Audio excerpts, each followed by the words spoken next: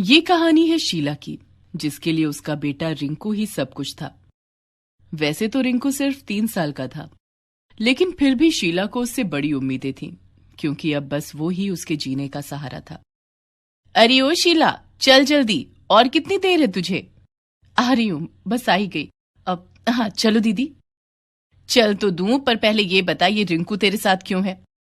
दीदी इसे कहाँ छोड़ूंगी? ओहो, घर पर ही छोड़ेगी और कहाँ, जैसे मैं अपने बच्चे छोड़कर जाती हूँ रोज?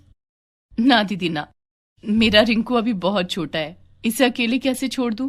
अब ये वहां बिल्कुल परेशान नहीं करेगा, सच्ची बड़ा समझदार है मेरा रिंकू।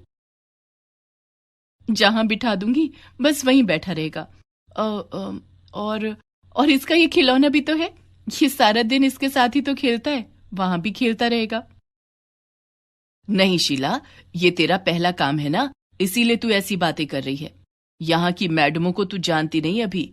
घर में काम वाली का आना तो मंजूर है, पर साथ में उसके बच्चे का आना बिल्कुल बर्दाश्त नहीं होता इन्हें। अरे तब तो बड़ी मुश्किल हो जाएगी दीदी, मैं अपने रिंकू को अकेला छोड़कर तो नहीं जा सकती। अब क्या करूं मैं? तू परेशान मत हो, ऐसा कर, इसे मेरे घर पर छोड़ दे। मेरी बड़ी बेटी मीना है वहां, अपनी छोटी बहनों के साथ साथ इसे भी संभाल लेगी। लेकिन दीदी अगर ये रोया तो? बच्चे तो रोते ही हैं और फिर चुप भी हो जाते हैं। देख शीला, अब तेरा पति तो है नहीं कमाने के लिए, तो तुझे ही सब देखना होगा ना, और इसके लिए तुझे रिंकू को भी थोड़ा मजबूत बनाना होगा। शीला के पति रमेश को गुजरे अभी बस 1 महीना ही हुआ था, लेकिन इस 1 महीने में ही सब कुछ बदल गया। घर में जो भी पैसे थे वो रमेश के अंतिम संस्कार और फिर 1 महीने के खाने पीने में खर्च हो गए। अब शीला के पास खुद जाकर काम करने के सिवाय और कोई चारा नहीं था। भारी दिल से वो रिंकू को सविता के घर छोड़कर काम पर चली तो गई, लेकिन उसका मन काम में बिल्कुल भी नहीं लग रहा था। अरे शीला, पानी कब से बह रहा है? ध्यान कहाँ है तुम्हारा? माफ कर दीजिए मालकिन। काम का पहला दिन है तुम्हारा और तुम ऐसे काम कर रही हो। देखो, अगर काम अच्छे से करोगी तभी मैं रखूंगी तुम्हें, वरना नहीं मालकिन, दोबारा ऐसा नहीं होगा। मुझे काम से मत हटाइए, मुझे इस काम की बहुत जरूरत है। अपने रिंकू के लिए मुझे ये काम करना ही है। ठीक है, अब वक्त बर्बाद मत करो और फटाफट सारा काम निपटाओ। शीला काम तो कर रही थी, लेकिन उसे हर पल रिंकू की चिंता खाई जा रही थी। उधर रिंकू का भी शीला के बिना रो रो कर बुरा हाल था। वो पहली बार अपनी माँ से इतनी देर के लिए दूर था और इसीलिए वो बस रोए ही जा रहा था। ओफो, कितना रोता है ये, शायद इसे भूख लगी होगी। सुनो, तुम दोनों जरा रिंकू का ध्यान रखना, मैं अभी रसोई से इसके लिए दूध लेकर आती हूँ। अपनी छोटी बहनों पर रिंकू की जिम्मेदारी छोड़कर मीना रसोई में चली गई और उसके जाते ही रिंकू रोता हुआ घर से बाहर आ गया। उसका खिलौना भी उसके हाथ में ही था। मीना की छोटी बहनें खेलने में मस्त थीं, तो उन्होंने रिंकू पर बिल्कुल ध्यान नहीं दिया। 3 साल का मासूम रिंकू रोता हुआ मेन रोड पर आ पहुंचा, जहां बहुत तेज ट्रैफिक चल रहा था। वो रोते हुए बस अपनी माँ को ही पुकारे जा रहा था। फिर अचानक वो बेहोश होकर जमीन पर गिर पड़ा।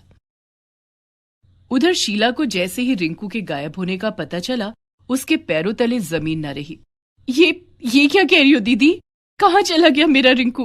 वो बस 3 साल का ही तो है, इतना छोटा बच्चा अकेले कहाँ जा सकता है? मैंने आपके भरोसे छोड़ा था उसे, मुझे कुछ नहीं पता। मुझे मेरा रिंकू ला कर दो, अभी ला कर दो। अब माफ कर दे शीला, मीना बता रही थी कि वो तुझे याद करके बहुत रो रहा था, शायद तुझे ढूंढने ही निकल गया वो घर से। शीला और सविता ने आसपास का पूरा इलाका छान मारा, लेकिन रिंकू उन्हें कहीं दिखाई नहीं दिया। पुलिस स्टेशन जाकर भी कोई फायदा नहीं हुआ, रिंकू का कहीं कोई अता पता नहीं था। शीला पागलों की तरह दिन रात बस रिंकू की तलाश में रहने लगी। हालत ये हो गई कि ना तो अब उसे खाने की सुध थी और ना ही पीने की। तेरा रिंकू मिल जाएगा शीला, तू देखना, तूने 3 दिनों से कुछ नहीं खाया। ले अब खाना खा ले, फिर मिलकर रिंकू को ढूंढने चलेंगे। ये आलू की सब्जी है ना, मेरे रिंकू को बहुत पसंद है दीदी, इसे ले जाकर रख दो। जब मेरा रिंकू आएगा तो उसे अपने हाथों से खिलाऊंगी। हाँ, ले जाओ इसे, और ये पानी भी ले जाओ, मेरे रिंकू को प्यास भी तो लगी होगी ना। शीला के चेहरे पर कुछ अलग ही भाव थे, जिन्हें देखकर सविता घबरा गई। उसने शीला से आगे कुछ भी नहीं कहा और चुपचाप वहां से चली गई। रिंकू की याद में शीला ने अपना मानसिक संतुलन खो दिया था। अब ना तो वो काम पर जा रही थी और ना ही अपने घर। बस दिन रात सड़कों पर घूमती हुई अपने रिंकू को ही आवाज देती रहती थी। ऐसे ही कई साल बीत गए और बीतते वक्त के साथ शीला की हालत और भी बिगड़ती गई। शीला, आजा खाना खा ले। देख, मैंने आलू के पराठे बनाए हैं, चल जल्दी से खा ले, फिर तुझे दवाई भी तो खानी है। रिंकू, आजा, जल्दी आजा बेटा। देख, आलू के पराठे हैं। अब अपनी माँ को और परेशान मत कर। रिंकू, ओ रिंकू, देखो ना दीदी कितना बदमाश हो गया है। कब से बुला रही हूं, आता ही नहीं है। पता नहीं कहाँ जाकर छिप गया है। मेरे साथ छुपम छुपाई खेल रहा है। बस कर शीला, बस कर। पूरे 25 साल हो गए हैं रिंकू को गए हुए। होश में आ।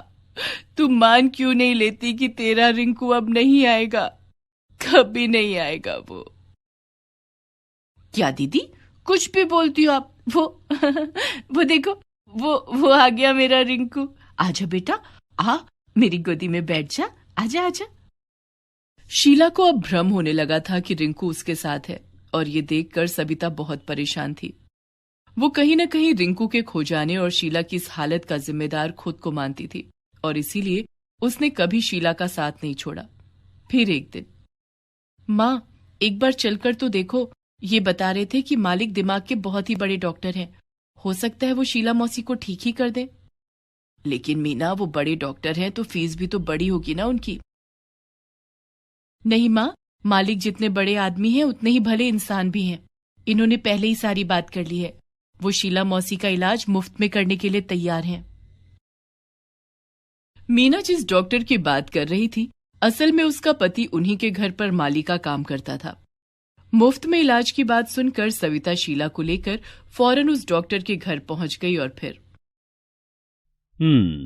देखिए, इनकी हालत लंबे वक्त से खराब है।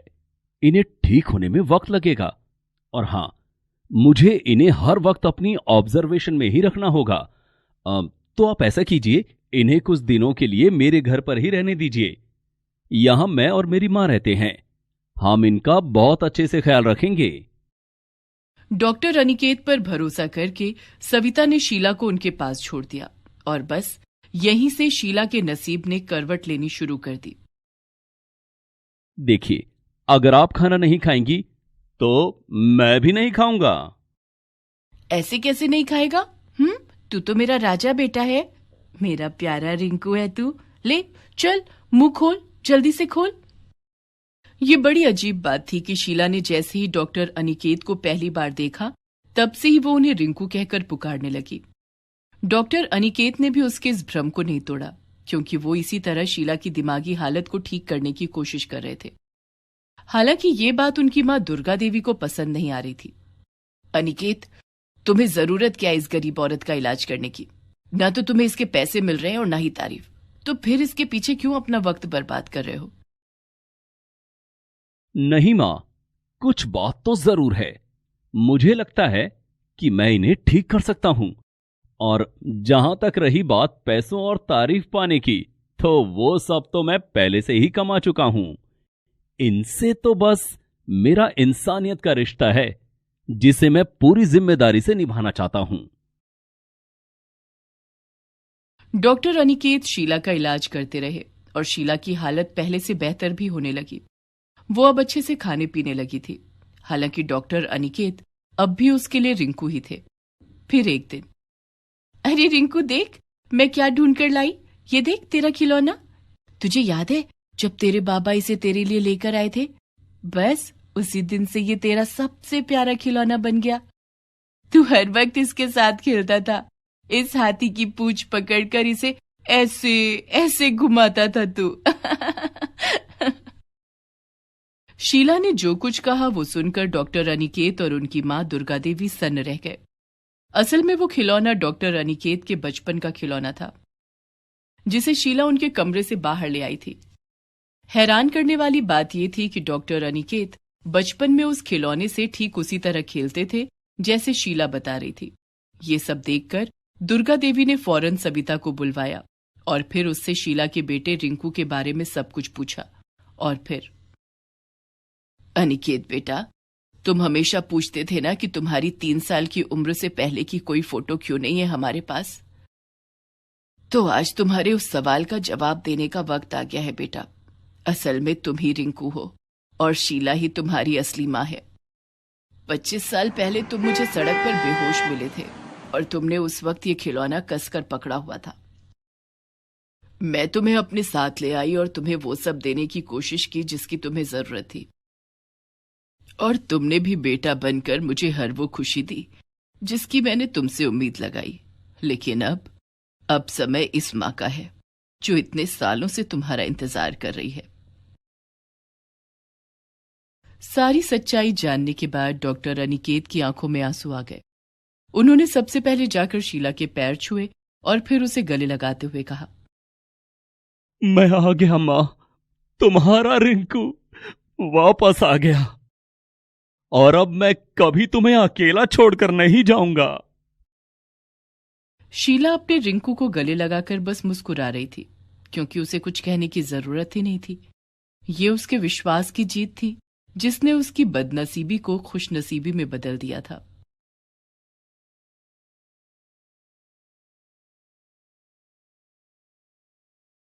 जया ने बचपन से लेकर जवानी तक बड़ी मुश्किलों भरे दिन गुजारे थे। माँ के मर जाने के बाद मायका उसके लिए पराया हो गया था, लेकिन शादी के बाद जया को ससुराल ऐसा मिला जहां उसे मायके वाले सारे सुख मिले। जया 10 साल की थी तब उसकी माँ की मौत हो गई थी। घर में दादा दादी और पिता थे, लेकिन जया को कोई पसंद नहीं करता था। जया अपने घर वालों का प्यार पाने के लिए तरस गई थी। हमने तो सोचा था कि पोता होगा, लेकिन पोती देकर इसे हमारे भरोसे छोड़ गई। अब हम इस लड़की का क्या करेंगे? ये हमारे खानदान का नाम थोड़े ही रोशन करेगी। विजेंद्र बेटा, तू दूसरी शादी कर ले। कम से कम हम मरने से पहले पोते का मुंह तो देख लें। कैलाशी और विनोद के कहने पर जया के पिता ने दूसरी शादी कर ली। सौतेली माँ के आते ही जया के दुख भरे दिन शुरू हो गए। दादा दादी तो पहले ही नापसंद करते थे, पिता ने भी मुंह मोड़ लिया था। सौतेली माँ की पूछ घर में उस समय और बढ़ गई जब उन्होंने एक बेटे को जन्म दिया। 10 साल की जया को अपनी सौतेली माँ की तीमारदारी करने में लगा दिया गया।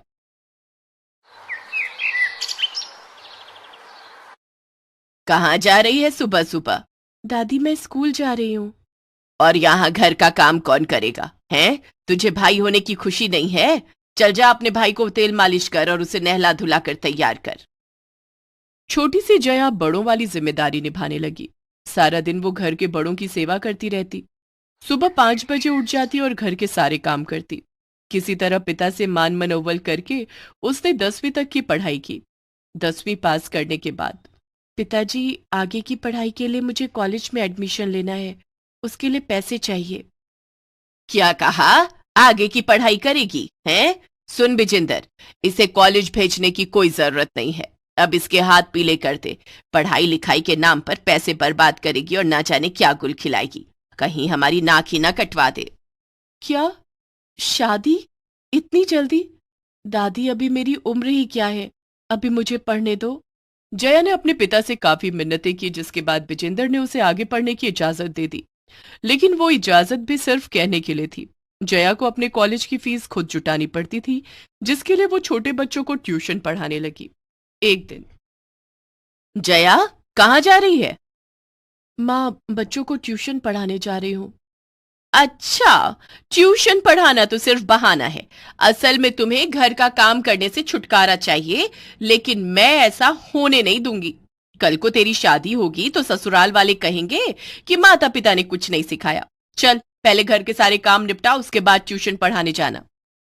लेकिन माँ, अगर मैं समय पर ट्यूशन पढ़ाने नहीं गई तो मेरा ये काम मुझसे छूट जाएगा। फिर कॉलेज की फीस भरने के लिए पैसे कहाँ से लाऊंगी? पिताजी तो मुझे पैसे देते नहीं है। कॉलेज की पढ़ाई करके तुझे कौन सा कलेक्टर बनना है? हाँ, आखिर शादी के बाद तुझे ससुराल का कामकाज ही तो संभालना है। माँ, मैं ट्यूशन से आकर घर का सारा काम कर दूंगी, अभी मुझे जाने दो। इतना कहकर जया ट्यूशन पढ़ाने चली गई। सुनीता गुस्से में आग बबूला हो रही थी। बहुत पढ़ निकल गए हैं, आज इसने मेरी बात नहीं मानी। आने दो इसके बापू को। आज ही इसका घर से निकलना बंद करवाती हूँ। जया जहां ट्यूशन पढ़ाती थी वहां कई बच्चे थे। उनमें से एक बच्ची थी गुड़िया। जया गुड़िया के घर ट्यूशन पढ़ाने जाया करती थी और बाकी बच्चे भी वहीं आया करते थे। गुड़िया के घर जया का रोज का आना जाना था। गुड़िया के घर वाले जया को बहुत पसंद करते थे। जया को तो पता भी नहीं था कि गुड़िया के घर वाले गुड़िया के चाचा रवि से उसकी शादी करवाना चाहते थे। उस दिन जब जया ट्यूशन पढ़ाकर घर लौटी तो उसके पिता विजेंद्र उसका इंतजार कर रहे थे। सौतेली माँ सुनीता ने विजेंद्र को जया के खिलाफ काफी भड़का दिया था। आ गई तू? कहाँ गई थी? पिताजी, मैं बच्चों को ट्यूशन पढ़ाने गई थी। अपनी माँ के मना करने के बाद भी तू ट्यूशन पढ़ाने गई? पिताजी, कॉलेज की फीस भरनी है, इसके लिए पैसे चाहिए, इसलिए मैं ट्यूशन पढ़ाना नहीं छोड़ सकती। तो आज मैं तेरी फीस की टेंशन दूर कर देता हूं। क्या पिताजी, आप मुझे फीस के लिए पैसे देंगे? नहीं, ना तू कॉलेज जाएगी और ना ही होगी फीस की टेंशन। नहीं पिताजी, ऐसा मत कहिए। विजेंद्र ने जया का हाथ पकड़कर उसे उसके कमरे में ले जाकर पटक दिया और बाहर से दरवाजा बंद कर दिया। कान खोल कर सुन ले जया, कल तुझे देखने के लिए लड़के वाले आ रहे हैं। अब तो इस कमरे से तभी बाहर कदम रखेगी, अब इस घर से तेरी डोली ही उठेगी। जया रात भर रोती रही और अपनी माँ को याद करती रही। माँ, तुम मुझे छोड़कर क्यों चली गई? मुझे भी अपने साथ क्यों नहीं ले गई? पिताजी तो मेरी एक नहीं सुनते, घर में कोई मुझे प्यार नहीं करता। जया रोते रोते सो गई। किसी ने उसे खाने के लिए भी नहीं पूछा। दूसरे दिन सुनीता ने जया के कमरे का दरवाजा खोला और उससे कहा, जया, लड़के वाले आते ही होंगे, तू जल्दी से तैयार हो जा। जया समझ गई थी कि अब उसकी सुनने वाला कोई नहीं है। वो नहा धोकर तैयार हो जाती है। कुछ देर के बाद लड़के वाले आ जाते हैं। जया जब लड़के वालों के सामने आई तो हैरान रह गई। लड़के वाले कोई और नहीं बल्कि उसके स्टूडेंट गुड़िया के माता पिता थे, जो गुड़िया के चाचा रवि के लिए जया का हाथ मांगने आए थे। लड़के वालों ने जया को पसंद कर लिया। जया को भी गुड़िया के परिवार वाले बहुत पसंद थे, इसलिए जया ने खुशी खुशी शादी के लिए हाँ कह दिया। कुछ दिनों के बाद जया की शादी रवि के साथ हो जाती है। शादी के दूसरे दिन जया सुबह 5 बजे उठ जाती है। अरे जया, इतनी सुबह क्यों उठ गई? अभी तो सुबह के 5 बजे हैं। भाभी, घर का काम भी तो करना होगा ना, सबके लिए चाय नाश्ता बनाना होगा। जया, यहाँ सब लोग सुबह 8 बजे उठते हैं और चाय नाश्ता उसके बाद ही होता है। और घर की साफ सफाई? उसके लिए हमने काम वाली रखी हुई है। तुम जाओ, जाकर सो जाओ। जया मन ही मन सोचती है, मेरा ससुराल मेरे मायके से कितना अच्छा है। यहाँ सब लोग सुबह 8 बजे सोकर उठते हैं। मायके में तो मुझे सुबह 5 बजे उठना पड़ता था और घर के सारे काम करने पड़ते थे। यहाँ तो घर का काम भी नहीं करना पड़ेगा। जया फिर से सो जाती है। जब वो सुबह 8 बजे उठती है तो देखती है कि रवि एक ट्रे में उसके लिए बेड टी लेकर आता है। अरे, आपने चाय क्यों बनाई? मुझे उठा देते, मैं सबके लिए चाय बना देती। जया, ये चाय मैंने नहीं बनाई, बल्कि पिताजी ने बनाई है। हमेशा से सुबह की चाय पिताजी ही बनाते आए हैं, वही सबके लिए चाय बनाते हैं। क्या? पिताजी ने चाय बनाई है? मैंने तो हमेशा अपने घर में सबको चाय बनाकर पिलाई है। आज पहली बार किसी ने मुझे चाय बनाकर पिलाई है। हमें सब मालूम है जया, तुम जब यहां गुड़िया को पढ़ाने आती थी तभी तुम्हारे हाव भाव देखकर हम समझ गए थे कि तुम अपने मायके में खुश नहीं हो। और सच पूछो तो मैं मन ही मन तुम्हें प्यार करने लगा था, इसलिए हमने फैसला किया कि तुम्हें इस घर में लेकर आएंगे। अच्छा, जल्दी से चाय पीकर तैयार हो जाओ, माँ ने तुम्हें रसोई में बुलाया है। जया चाय पीकर नहा धोकर रसोई में जाती है। जया बहू, आज तेरी पहली रसोई है, खीर और पूरी बना ले। जी माँ जी। जया सबके लिए खीर, पूरी और पनीर की सब्जी बनाती है और सबके लिए नाश्ता लगाती है। सब लोग मिलकर नाश्ता करते हैं। वाह, बहुत ही स्वादिष्ट खीर बनाई है जया बहू ने, और पनीर की सब्जी तो लाजवाब है। जया बहू की पहली रसोई के लिए इनाम तो बनता है, और इनाम भी जया बहू की पसंद का होना चाहिए। बोलो बहू, तुझे इनाम में क्या चाहिए? जया ने डरते डरते अपने ससुर से कहा, अब बाबूजी, मैं बाबूजी, मैं आगे पढ़ना चाहती हूँ। जया को लगा शायद उसके ससुराल वाले उसे पढ़ने की इजाजत नहीं देंगे, लेकिन ऐसा नहीं हुआ। हाँ हाँ, क्यों नहीं जया बहू, तुझे जितना पढ़ना हो तू उतना पढ़। पढ़ना और जीवन में आगे बढ़ना तेरा अधिकार है। कल से रवि तुझे कॉलेज छोड़ दिया करेगा। ससुराल आकर तो जैसे जया की खुशियों को पंख लग गए थे। उसकी पढ़ाई जो फिर से शुरू हो गई थी। दूसरे दिन से जया फिर से कॉलेज जाने लगी और अपनी पढ़ाई करने लगी। जया ने पहले की तरह फिर से बच्चों को ट्यूशन पढ़ाना शुरू कर दिया, लेकिन कॉलेज की फीस जुटाने के लिए नहीं, बल्कि अपने शौक के लिए। कॉलेज की फीस के लिए उसे ससुराल से पैसे मिलने लगे। जया के ससुराल वाले उसकी पढ़ाई में उसकी खूब मदद करने लगे। मैंने कभी सपने में भी नहीं सोचा था कि जितने दुख मैंने मायके में सहे हैं, उसके बदले का सुख मुझे ससुराल में मिलेगा। मैं कितनी भाग्यशाली हूं कि मुझे इतना अच्छा ससुराल मिला है। जया ने ससुराल में खूब मन लगाकर पढ़ाई की और पढ़ लिख कर एक दिन सच में कलेक्टर बन गई। जया के कलेक्टर बनने की खबर जब उसके मायके वालों को लगी तो वे जया को बधाई देने उसके ससुराल आए। बाबूजी, माँ, आप लोग मुझे बधाई देने क्यों आए हैं? आप लोगों ने तो मेरी पढ़ाई छुड़वा दी थी। आप लोग नहीं चाहते थे कि मैं पढ़ाई करूं। मुझे कौन सा कलेक्टर बनना था? यही कहा था ना माँ आपने। लेकिन आज मैं सचमुच में कलेक्टर बन गई, और ये सब सिर्फ मेरे ससुराल वालों की वजह से हुआ है। इनके सहयोग से ही मैं आगे पढ़ पाई और कलेक्टर बन पाई हूँ। आज एक बहू ने पढ़ लिख कर अपने ससुराल का नाम रोशन किया है। अगर आप लोगों ने मेरी सहायता की होती तो शायद एक बेटी अपने माता पिता का नाम रोशन करती। मैं बहुत खुशनसीब हूँ कि मुझे ऐसा ससुराल मिला जो मेरे मायके से भी अच्छा है। जया के माता पिता अपना उतरा हुआ चेहरा लेकर वहां से चले गए। Please subscribe this channel.